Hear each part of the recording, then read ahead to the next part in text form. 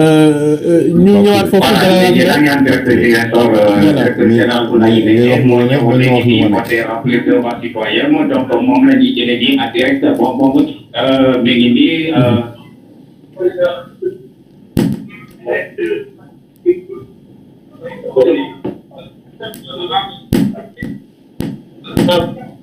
voilà donc moom moo taxaw di léegi ñu recueillir voilà donc. Merci beaucoup d'avoir grâce à Allah, président, à votre santé, pour pouvoir accomplir de la vie, de venir voter pour une élection importante, une élection législative, qui va consacrer,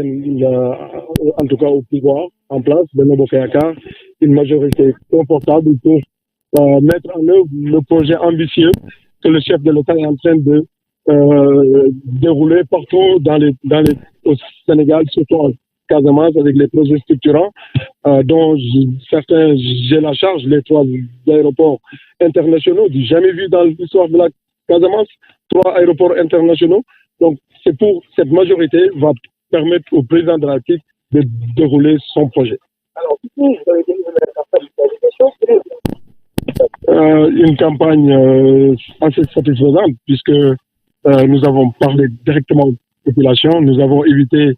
de tomber dans le piège de l'opposition qui voulait une confrontation physique, qui voulait la violence. Nous avons déroulé en évitant systématiquement la rencontre de nos convois. Et c'est là parce que nous voulions parler aux populations pour leur dire l'importance de ce vote. Il ne faut pas, il faut être dans le sens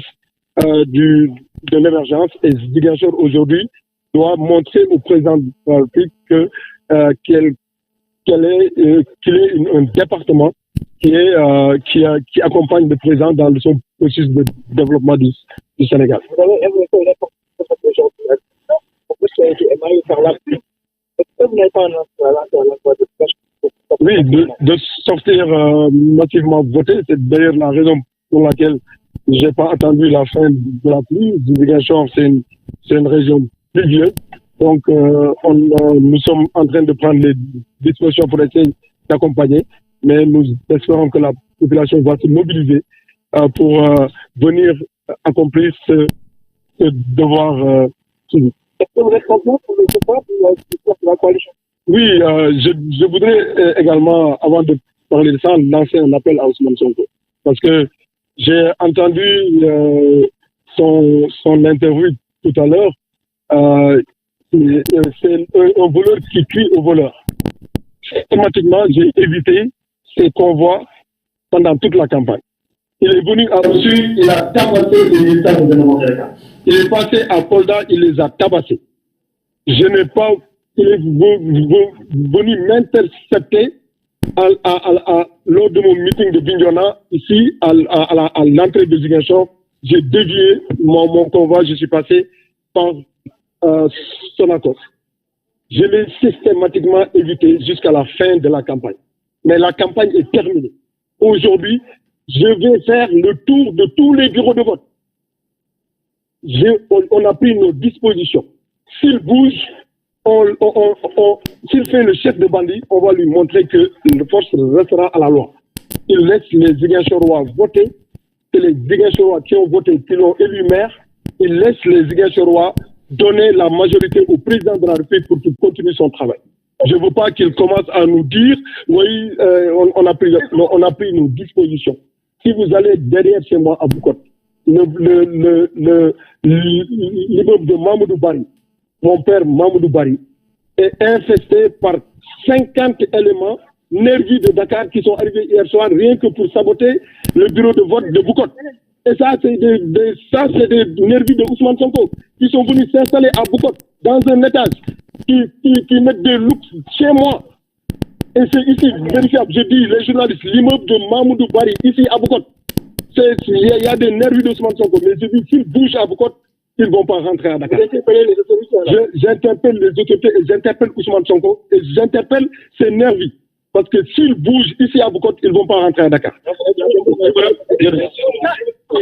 Voilà, donc vous avez entendu tout à l'heure, et voilà, donc en Wolof, on vient. di gërëm di sant yàlla di julli si yonent bi Mohamed sallallahu alayhi wa sallam di sant yàlla bu ñu mee wér gu yaram ñu ñëw tey fii teewee vote bu am importance bi nga xam ne dañuy syndicat pour wax ni waa Ziguinchor Sénégal ànd nañu ak président de la République si majorité pour que ñu mu continuer liggéey bu rafet liggéey yu mag yi muy def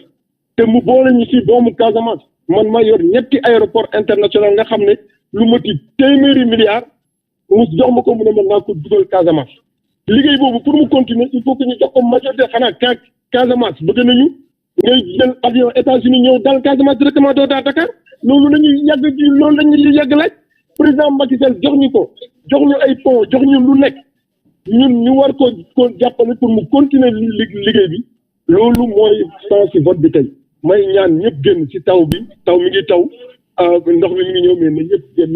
ñu ñëw accomplir suñu devoir de vote ñu voté ci jàmm ak salaam ku nekk ñi bi ñu compté carte yi ku peuple de Ziguinchor wax ni moom mooy gagné ñëpp nangu ko comme ni ñu ko yàggee nangu loolu leen mu ko nekk tout peuple de Ziguinchor wax rek jiite rek mu nangu parce que du tere ñun ñu taxaw yi doomu Ziguinchor lañu nekk mais tey yaakaar naa ni Ziguinchor dinañu xam ni bii nii c'est un vote boo xamante ni vote bu am solo la donc bu ñu dellu gannaaw bu ñu nekk des ci ginnaaw yeneen département yëpp ñu ngi ànd ak président de la République ñu fay def lu nekk mu dem ñun tam ñun woon di président de la République Macky Sall bu ñu ànd nañu ak moom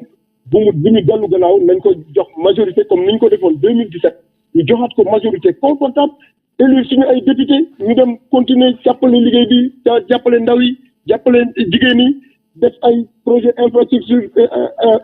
grand projet yu mag pour émergence Ziguinchor émergence Casamance ak émergence suñu dëkk Sénégal.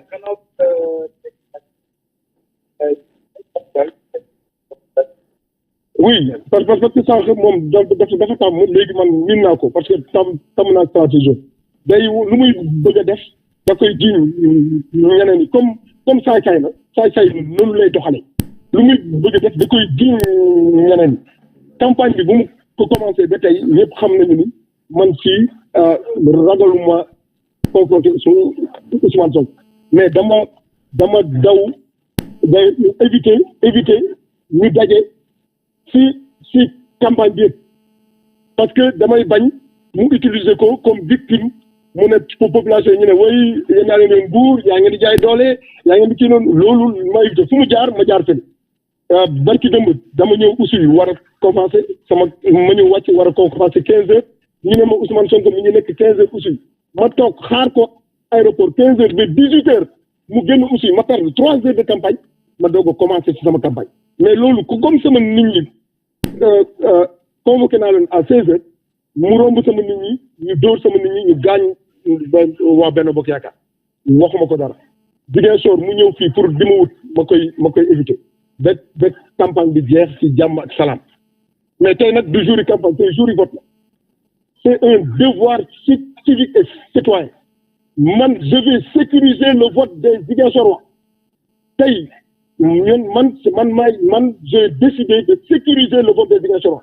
man damay dem ci bureau de vote Ziguinchor yëpp ma dem xool lu fa ku fa yëngu ñu wax la ni da ngay bàyyi Ziguinchorois yi voter en toute sécurité pour que ñu wax kan la ñuy votel kan la ñu àndal donc maa ngi ni dem ma wax ni fii nii bu ko sama koñ la indi 50 éléments pour que ñu ñëw jaxase vote bu ko bi parce que dafa ragal ni bu ko dinañu voter massivement Doudou Ka mu ne da koy yàq dëmb rek fii la fi jaar mu ne ku gagné mu ne jeunes yi moom si boppam Ousmane Sonko muy def lu ñaaw mu ne ku gagné soo leen ma gagnélee bureau Doudou Ka ma fay leen 10 millions loolu la fi wax fii publiquement donc Ousmane Sonko dafa nekk nit boo xam ne saay-saay boo xamante ne léegi nag ñun dañu décider bi en tout cas tey moom man maay dem sama bopp def tous les centres de vote benn ku fa yëngu ci nitam pour yàq sa centre de vote am dina ko gis dinañ ko digal ak ñun wasalaam jërëjëf. Allô Diassi Oui, oui, voilà. Vous avez entendu ce que le directeur général de l'AIBD vient de laisser comme parole tout à l'heure. À l'issue de son devoir qu'il vient de remplir tout à l'heure au centre de vote Moutabari de Boukotte, il est accompagné d'une forte délégation, accompagné aussi d'une forte sécurité qui est autour. Voilà, il doit sillonner, il avait promis de sillonner l'ensemble des centres de vote de Ziguinchor. Et sur ce, s'il doit sillonner l'ensemble des centres de vote de Ziguinchor, ce qui veut dire que normalement, ça devrait être quelque chose sur lequel on peut s'attendre peut-être. Et le côté peut-être du leader de PASTEF, il se pourrait qu'il y a entre-temps télescope quelque part. Et ça peut amener aussi des affrontements entre ces leaders-là. Parce qu'au moment où nous vous parlons, après aussi, de l'autre côté, on a su qu'après le vote de Ousmane Sonko, les gens sont entrés et lui aussi, il est en train de faire le tour des centres de vote. Donc, on suppose que peut-être il se pourrait que ces délégations vont, ou